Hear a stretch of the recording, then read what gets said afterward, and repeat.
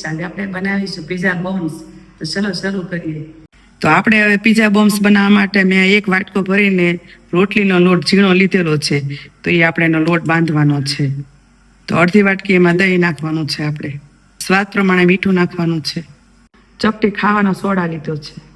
તો હવે આ બધી વસ્તુ આપણે બરાબર મિક્સ કરી લેવાની છે. અને એકદમ એક સરખી મિક્સ થઈ જાય પછી થોડું થોડું પાણી નાખતા જઈશું ને આપણે એનો લોટ બાંધતા જઈશું. જેવો આપણે રોટલીનો લોટ બાંધીએ એ ટાઈપનો લોટ બાંધવાનો છે. બહુ ઢીલો પણ નહીં, બહુ કઠણ પણ નહીં. આ રીતે ધીમે ધીમે પાણી નાખતું જવાનું, લોટ બાંધતો જવાનો છે. આપણે આ પિઝા બોમ્સ બનાવશો ને તો છોકરાઓને પણ એટલો ભાવશે. અને તમે આ મેંદાના લોટનો નથી પિઝા હોતા ને એટલે છોકરાને ખાવામાં સહેલા પડે છે. કોઈ જાતના વેડે એવું છે નહીં. આમ લોટ આપણો હવે બંધાઈ ગયો છે. તો થોડું આપણે તેલ નાખી અને એને ચીકણો કરી દઈએ. તો લોટ આપણો બંધાઈ ગયો છે. તો હવે આને આપણે એક સાઈડ મૂકી દઈશું 5 મિનિટ માટે. અને ભીનો કટકો આપણે ઢાંકી દઈને લોટ આપણો સેટ થઈ જાય. પિઝા બોમ્સ બનાવવા માટે મેં કેપ્સિકમ મરચું કટ કરીને લીધેલું છે. આપણે એડ કરી દઈશું. અને કાંદા 2 કટ કરીને લીધા ઝીણા ઝીણા, એ આપણે એડ કરી દઈશું. અને એક ટામેટું મોટું કટ કરીને લીધું છે, એની અંદરથી 20 બધા કાઢી નાખ્યા છે, એ આપણે એડ કરી દઈશું. આ મકાઈને બાફીને એના દાણા કાઢીને મેં લીધેલા છે, એ આપણે એડ કરી દઈશું. 1 ચમચી ઓરેગાનો, 1 ચમચી ચીલી ફ્લેક્સ, અડધી ચમચી જેટલો કાળા મરીનો પાવડર, સ્વાદ પ્રમાણે મીઠું, 1 ચમચી પીઝા મસાલો, 1 ચમચી પીઝા સોસ અને અમૂલની એક ટીકડી લીધી છે આપણે ચીઝની, એ આપણે ખમણી નાખીશું આ રીતે. તો પિઝા બોમ્સનો મસાલો બધો આપણે એક હારે બધો એડ કરી દીધો છે. તો હવે આપણે એને બધો મિક્સ કરી લઈશું.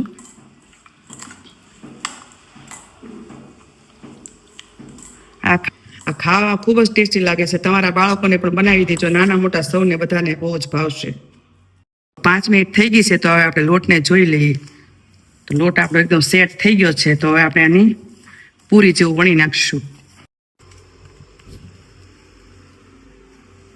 આપણે લોટવાળો કરીને પછી એને પૂરી જેવું વણી લેવાનું છે, એક સરખું રાઉન્ડ શેપમાં.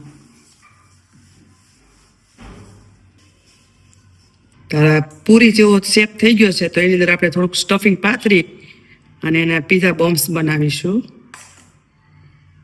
આ રીતે. અને ધીમે ધીમે હળવે હાથે આ રીતે ચીપટા પાડતા જવાના.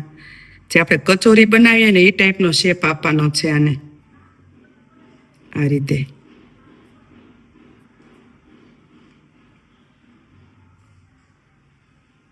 આ ઉપરથી ફિટ થઈ જાય તો એના ઉપરનો વધારાનો લોટ હોય ને એ કાઢી નાખવાનો છે. પછી આને એકદમ આમ ચપટું કરી દેવાનું, ચોંટાડી દેવાનું છે. તો આ રીતે એક સરખું બની ગયું છે. તો હવે આની ઉપર આપણે પાણી લગાવી દેવાનું છે. આ રીતે બધું પાણી લગાડી દેવાનું છે એટલે આ બધું એક સરખું ચીપકી જાય. એટલે હળવે હાથ એકદમ લગાવી દઈને સાઈડ પર આપણે મૂકી દઈશું. તો બીજો મેં રોટલી જેવો પૂરી જેવો શેપમાં વણી લીધું છે. તો પાછું આપણે બીજું સ્ટફિંગ ભરી અને બીજો બોમ્સ બનાવી લઈશું. આ રીતે બધા ફરતા ફરતા બધા અલગ અલગ બધા બોમ્બ બનાવી લેવાના છે આપણે.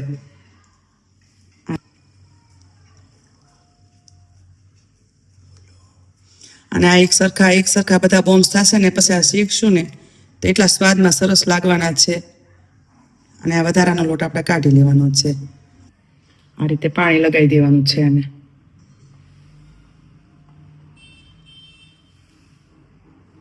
અને પિઝા બોમ્સ બનાવવા માટે આપણે જેને શેકવા માટે તવી ગરમ કરવા મૂકી દીધી છે આપણે. તો ગરમ બરાબર થઈ જાય પછી આપણે એની ઉપર શેકવાના છે. અને ફરીવાર આપણે આ રીતે પાણી લગાવી અને પછી આપણે એને તવીમાં મૂકવાના છે આ રીતે.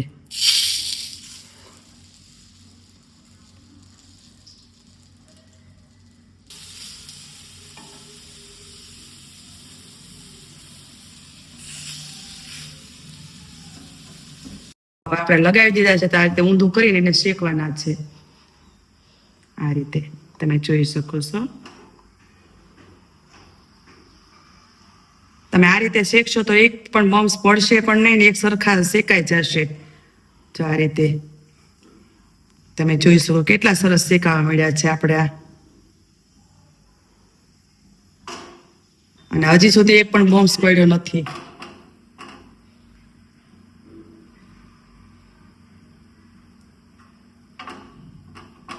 તો આપણા પીઝા બોમ્બ ચડી ગયા છે તો એને હવે આપણે ઘી લગાવી દઈશું ઉપર આ રીતે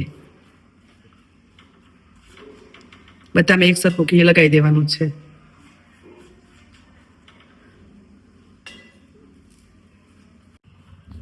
આપણા બોમ્બ્સ બનીને રેડી છે તો આપણે એક પછી એક બધા આપણે ઉતારી લેવાના છે.